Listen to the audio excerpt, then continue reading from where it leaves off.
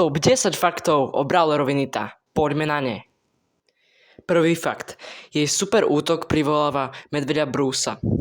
Keď si Nita nabije superku, môže vyvolať Brucea, ktorý bojuje po jej boku. Bruce má veľa životov a vie na seba pritiahnuť pozornosť nepriateľov, čím chráni Nitu a jej tým. Fakt číslo 2. Patrí medzi vzácne rare postavy. Nita je jedným z prvých brawlerov, ktorých môžu hráči získať, takže ju pozná takmer každý hráč. Je ideálne na učenie základov hry. Fakt 3. Jej útok zasiahne viacerých nepriateľov naraz. Nita vysvetľuje zvukovú vlnu, ktorá prejde cez súperov, ak stoja blízko pri sebe. Dokáže ich poškodiť jedným útokom, preto je tak OP. Fakt číslo 4. Má vyvážené zdravie a odolnosť. Nie je ani extrémne slabá, ani tank. Vďaka tomu vydrží viac zásahov ako ostreľovači, ale stále musí hrať opatrne. Fakt číslo 5. Bruce funguje ako živý štít.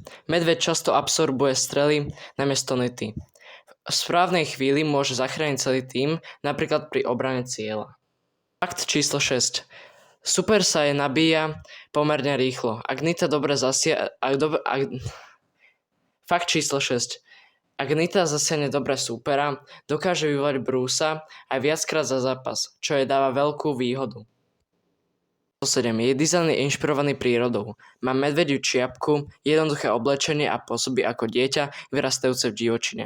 Číslo 8. Je ideálna pre začiatočníkov. Nemá zložité mechaniky a jej útok sa ľahko mierí. Preto ju často používa nový hráč na tréning. Číslo 10. Má dve užitočné Star Powers. Jedna lieči Brucea, keď Nita trafí nepriateľa, a druhá je zvyšuje rýchlosť v útoku v jeho blízkosti. Obe sú veľmi silné v správnej situácii. Na závere videa. Nezabudnite na toto moje prvé video dať like a odber a vidíme sa pri ďalšom videu.